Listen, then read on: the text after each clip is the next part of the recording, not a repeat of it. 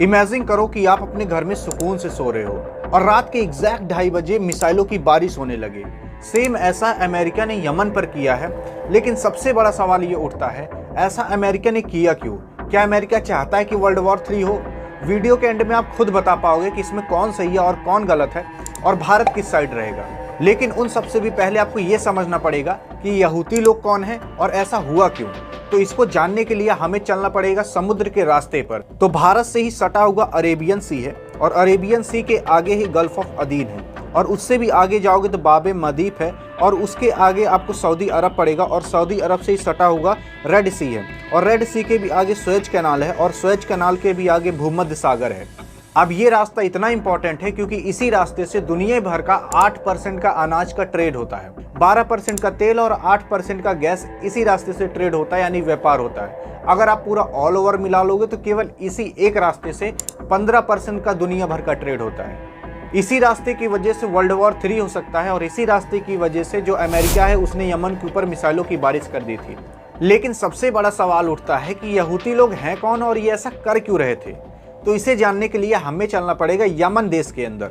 अब इस रास्ते से जो व्यापार यानी ट्रेड हो रहा था, यमन में रहने वाले यहूदी लोग हैं उस व्यापार को डिस्टर्ब कर रहे थे। तो इस यमन में 2 तरीके के लोग रहते हैं, एक यहूदी और दूसरे हदी। ये जो हदी हैं इन्हें हम सुन्नी मुसलमान भी कहते हैं और इन हदियों को सऊदी अरब का समर्थन प्राप्त है। और वहीं जो सऊदी है वो यहूदी से बहुत जलता है, लेकिन यहूदी को ईरान का समर्थन प्राप्त है। अब ये जो यमन है इसमें 2 तरीके के लोग हैं, यहूदी और हदी। और ये जो हदी हैं इनका मेजर पोर्शन कवर करके बैठे हुए हैं यमन पर। लेकिन जो मेन पोर्शन है, जैसे यमन का राजधानी हो गया सना, तो वहाँ सब पे जो कब्जा करके बैठे हैं वो यहूदी लोग हैं। तो ये जो यहूदी लोग हैं ये ईरान के साथ रहते हैं, यानी ईरान इनका समर्थन करता है। अब ईरान जो है इसका दुश्मन है इजराइल, वही इजराइल जिसका इजराइल और फिलिस्तीन में लड़ाई हुई थी, उसी इजराइल की बात कर रहे हैं। तो ये जो ईरान है ये ईरान इजराइल को गिराने के लिए हमेशा कोई ना कोई चाल चलता रहता है, यानी कि ये दूसरे को भड़काता रहता है, मोटिवेट करता रहता है कि तुम इजराइल के खिलाफ लड़ो। तो वैसा सेम काम ये यहूदियों के साथ भी कर रहा है, यानी कि जो ईरान है वो यहूदी को मोटिवेट कर रहा है, यानी कि जो ईरान है वो यहूदी लोग का संदीप महसूरी है। तो ये मोटिवेट करता है जिसके कारण ये लोग इजराइल के खिलाफ लड़ते हैं। और यही ईरान था जो कि हमास को मोटिवेट किया था इजराइल में जाकर लड़ने के लिए। और आप देखे थे इजराइल पर कितने तरफ से हमले होना चालू हो गए थे, लेकिन इजराइल भी जो ईरान के बड़े बड़े मंत्री हैं उनको मरवाता रहता है। अब ये ईरान जानता है कि मैं अकेले और बहुत सारे लोग मिलकर भी इस इजराइल का कुछ बिगाड़ नहीं सकते, इसीलिए ईरान हमेशा सबके साथ चाल चलता रहता है और कहता रहता है कि साथ जुड़कर चलो इजराइल पर हमला किया जाए, यानी कि इजराइल को डैमेज करना चाहता है ईरान। और यही सेम काम अभी मोटिवेट कर रहा है ये यहूदी लोग को, और यहूदी लोग मान भी गए हैं। लेकिन आप खुद दिमाग लगाओ, अब संदीप महसूरी को जितना ये मोटिवेट तो कर नहीं पाएंगे, तो कैसे जो यहूदी लोग हैं वो मान जाते हैं। तो ये जो ईरान है ये हमेशा सस्ते ड्रोन, सस्ते गाड़ियां, सस्ते गोला बारूद यहूदी लोग को देता रहता है, इसीलिए यहूदी लोग ईरान की बात मान भी जाते हैं। अब यहूदी लोग सोचे कि हम कुछ इनका बिगाड़ नहीं पाएंगे तो यहाँ से जो ट्रेड होता है कम से कम उसको ही डिस्टर्ब करें। तो यहाँ का जो ट्रेड यानी व्यापार होता है उसको ये लोग डिस्टर्ब करना चालू कर दिए और वहाँ से जितनी भी नावें जाती थी ट्रेड के लिए, व्यापार के लिए, उसको ये लोग गोला बारूद से उड़ाने लगे। अब हमेशा ऐसा तो नहीं होता था कि इजराइल का ही जहाज उड़े या फिर अमेरिका का ही जहाज उड़े, हमेशा किसी न किसी अलग अलग देश के ये लोग जहाज उड़ाते रहते थे। लेकिन इसके कारण जो अमेरिका है इन लोग को समझाया भी कि भैया ट्रेड यानी व्यापार को कभी दिक्कत मत करो, नहीं तो बड़ी दिक्कत हो जाएगी आप लोग के लिए। और लड़ाई यहाँ से चालू होती है कि 10 जनवरी को यहूदी लोग अमेरिका के एक जहाज को उड़ा देते हैं। उड़ाने के बाद जो अमेरिका है वहीं पर बगल में 20 देशों के साथ सैनिक अभ्यास कर रहा था। और अगले ही दिन 11 तारीख को जो अमेरिका है वो रात के 2:30 बजे, और ये टाइम जोन है सना के हिसाब से जो कि यमन की राजधानी है, यानी कि यमन में जब 2:30 बज रहा था तो उसी टाइम रात के 2:30 बजे UK, Australia, Canada, Netherlands, Berlin के साथ यहूदियों पर हमला होना चालू हो गया। इसमें जो यूके का फाइटर था वो साइप्रस से उड़कर आया था और साथ में तेल भी लाया था, यानी कि यहूदियों को बचने का चांस तो नामुमकिन सा था। और बताया जाता है केवल कुछ ही लोग की जान गई, लेकिन जिस हिसाब से यहाँ पर मिसाइलें दागी गई थी मुझे तो नहीं लगता कुछ ही लोग की जान गई होंगी। आपको क्या लगता है? और इसमें 16 लोकेशन और 60 टारगेट पर हमला किया गया था और ये हमला यूएस की सेंट्रल कमांड द्वारा किया गया था। अब यूएस की सेंट्रल कमांड क्या है, सबसे बड़ा सवाल तो ये उठता है, लेकिन इसको आगे जानेंगे। यहाँ पर आप यमन का मैप देख रहे हो, उसके जस्ट बगल में ये सोमालिया।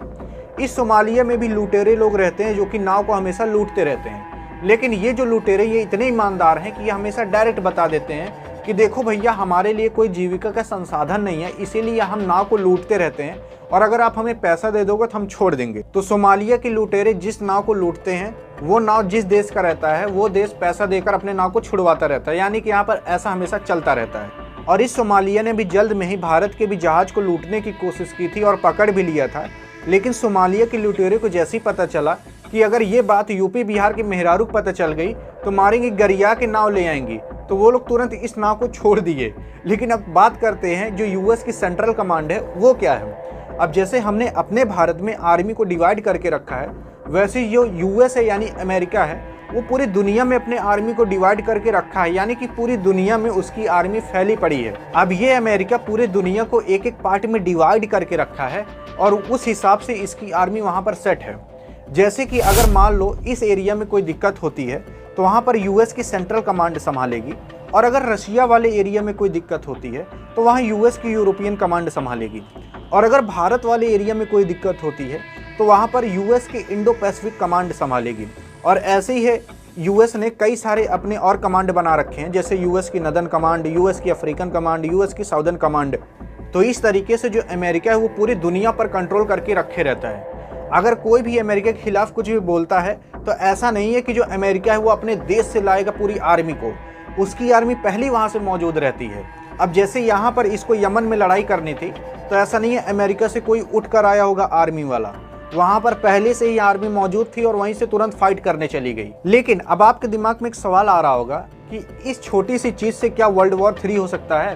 पहली चीज़ तो ये छोटी सी चीज़ नहीं है, और दूसरी चीज़ जब भी वर्ल्ड वॉर स्टार्ट होता है तो ऐसा नहीं है कि बहुत बड़ा मुद्दा होगा तब स्टार्ट होगा, छोटी छोटी चीज़ों से ये वर्ल्ड वॉर 3 हो सकता है।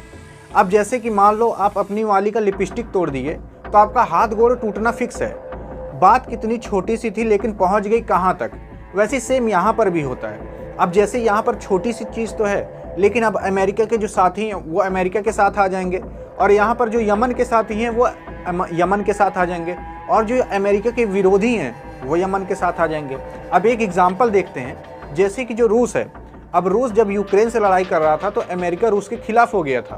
तो यहाँ पर अब रूस कह रहा है कि यूनाइटेड नेशन सिक्योरिटी काउंसिल की गेट खुलवाया जाए और हम बात करेंगे कि अमेरिका गलत कर रहा है कि नहीं कर रहा है। अब आप सोच रहे होगे हमने कई सारे देशों के बारे में बात कर ली, लेकिन भारत किस साइड है।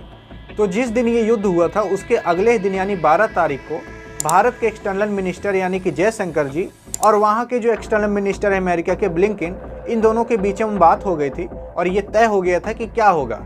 तो भारत ने 10 वॉरशिप अरेबियन सी में उतार दी है अपनी सुरक्षा के लिए। तो अगर आपको भारत का ये तरीका पसंद आया हो तो वीडियो को लाइक करके बताओगे, सब्सक्राइब करके। और अगर आपको जानना है कि भारत कैसे पीओके ले सकता है पाकिस्तान से, तो आप यहाँ बगल में क्लिक करके देख सकते हो।